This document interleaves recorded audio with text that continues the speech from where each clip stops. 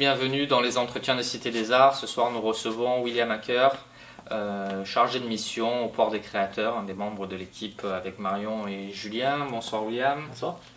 Alors, qu'est-ce que le Port des Créateurs? Quelles sont vos missions? Alors le Port des Créateurs, c'est un incubateur culturel qui est situé en plein centre-ville de Toulon. On est présent ici depuis 2016-2017, l'inauguration.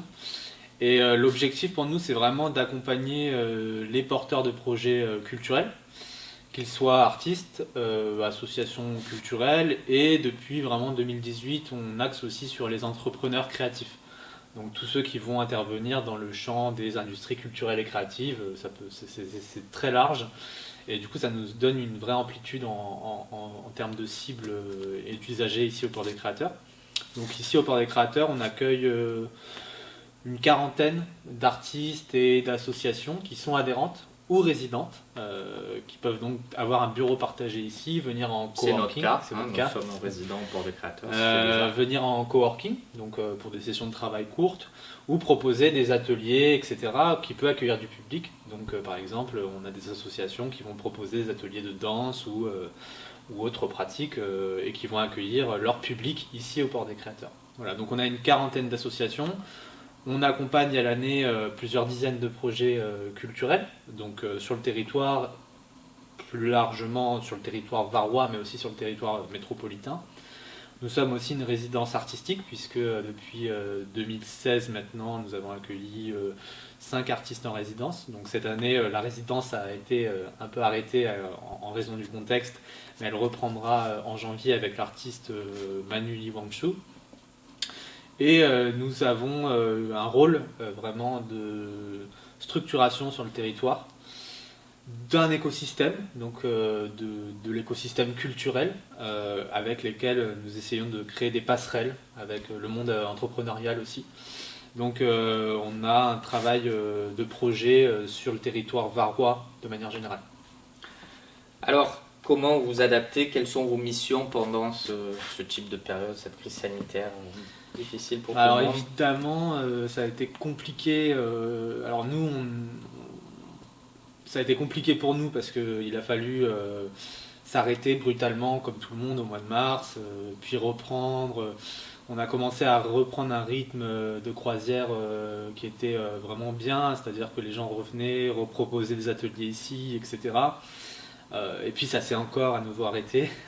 Donc nous en fait ce qu'on fait c'est qu'on a une permanence d'accompagnement, c'est-à-dire que pendant les périodes de confinement on reste toujours joignable par mail ou par téléphone et on accompagne les porteurs dans des dossiers qui sont moins dans l'action mais plus dans un travail on va dire on profite de ce temps-là pour faire les choses qu'on n'avait pas le temps de faire en règle générale, c'est-à-dire travailler sur la com, travailler sur des projets, des écritures de projets, etc. Donc on accompagne vraiment comme ça pendant la période. Nous, de notre côté, l'équipe, on essaye aussi de faire cette démarche de notre côté, c'est-à-dire faire les choses qu'on n'a pas le temps de faire habituellement. Et puis on prépare l'après, parce que ça va être, c'est la stratégie aujourd'hui, c'est de préparer l'après. On envisage une vraie reprise de l'activité au printemps. Enfin, on espère que ça sera bien reparti au printemps. Mais voilà, ce qui est compliqué pour nous, c'est aussi que la plupart des gens avec qui on travaille sont dans des périodes difficiles. Les acteurs culturels ont été très, très touchés pendant cette période-là, aussi bien pour les événements que pour la sortie d'objets culturels, la rencontre, qui est quand même le cœur de la culture et qui peut difficilement se faire aujourd'hui. Donc voilà, on est vraiment dans une période d'attente et en même temps d'action pour l'après. Très bien. Donc justement, quel est le projet 2021? Vous travaillez sur quels axes? Vous parlez d'avenir Alors là, le Port des Créateurs en 2021 va donc mener de front plusieurs projets. Il y a déjà le projet de résidence artistique avec notre artiste plasticien qui a été sélectionné en début d'année, en septembre. Vous l'accompagnez sur la création et sur l'exposition dans les galeries. On l'accompagne sur toute la phase de création, la mise en réseau avec les acteurs du territoire, donc il va à la rencontre de différents lieux, de différents artistes, il s'inspire également, et puis ensuite toute la phase de production la phase de production et de démonstration qui va en suivre ensuite. Donc voilà, donc ça c'est un travail au quotidien, c'est très intéressant, donc ça sera pour 2021. Ensuite, il y aura un travail aussi sur des actions départementales. Ça, on est déjà en route sur les actions départementales. Donc ça se met en place avec... élargir un peu le rayonnement. Exactement, voilà. L'idée c'est aussi de rassembler, c'est très important pour nous de rassembler les acteurs du territoire varois, parce qu'on a un territoire qui est à Toulon, mais qui est aussi dans l'arrière-pays, dans des zones plus rurales, peut-être parfois plus enclavées.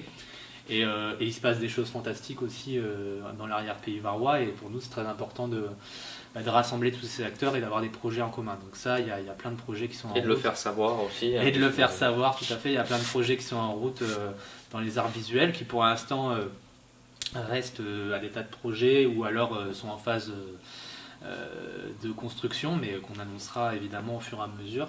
Et puis après, sur Toulon, nous on espère pouvoir mettre en œuvre notre festival annuel Extramuros. Donc là, ça serait 2 mois d'événements où tout public est gratuit en été, tout à fait. On met toujours en place un accompagnement des acteurs culturels à travers des cycles de conférences. Ce sont des conférences donc, qui sont faites en relation avec le conservatoire TPM et l'école des beaux-arts de Toulon.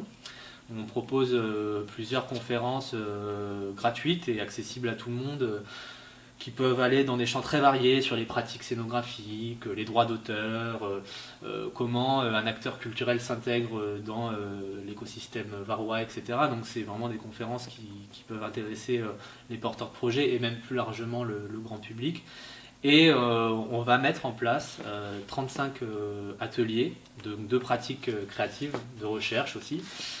Donc, qui seront des ateliers portés par le port des créateurs et accompagnés par des artistes du territoire. Donc il y aura 35 ouverts au grand public. Ouverts au grand public et aux acteurs culturels.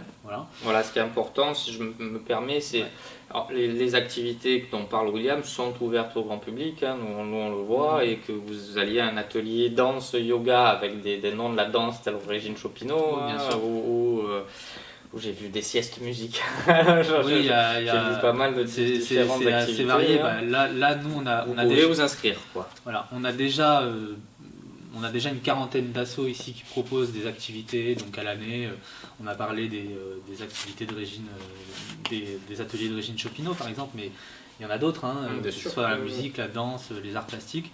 Et là, cette année, c'est la première fois que le port des créateurs vraiment va proposer. Il va construire une programmation propre avec des artistes du territoire. Donc là, ce sera assez intéressant. Et là encore, on est en phase... J'en parle pas trop parce que... noms d'artistes ou pas encore Oui, mais là, c'est pareil. Je préfère garder ça parce que pour l'instant, on est vraiment en phase de construction avec les artistes. Bien donc ça risque de prendre un tout petit peu de temps encore. Voilà. Très bien. Alors la surprise du chef, parce que je t'en avais pas parlé, un coup de cœur musical, on va dire en ce moment. Qu'est-ce que tu écoutes? Qu'est-ce que j'écoute moi? Ouais, c'est toi. J'ai pas honte, J'écoute Aya Nakamura évidemment. T'écoutes Aya Nakamura en ce moment, comme la plupart des gens dans le monde entier. Ouais, exactement. non, coup de cœur musical de manière plus large, j'écoute un peu de tout. J'ai pas vraiment de coup de cœur musical en ce moment à te donner, mais voilà, Aya Nakamura, vas-y, j'ai pas honte, je te le dis. Sans problème, avec plaisir. C'est pas à l'image du vieux. On n'écoute pas tout ça ici forcément, mais moi j'aime bien. C'est cool. Il n'y a pas de playlist du port des créateurs. Bon, cela dit, on en a fait une sur Radioactive il y a pas longtemps, je crois qu'elle est encore dispo sur notre Facebook, si je dis pas de bêtises, donc voilà. D'accord. On salue Radioactive, un partenaire, et on a une émission, vous le savez tous, sur Radioactive. Et effectivement, on a tous fait un petit peu une playlist d'1 heure. Ouais, c'est ça. C'est disponible en podcast en général. C'est ça. Merci à tous, merci William d'être venu. À bientôt dans Cité des Arts, les entretiens.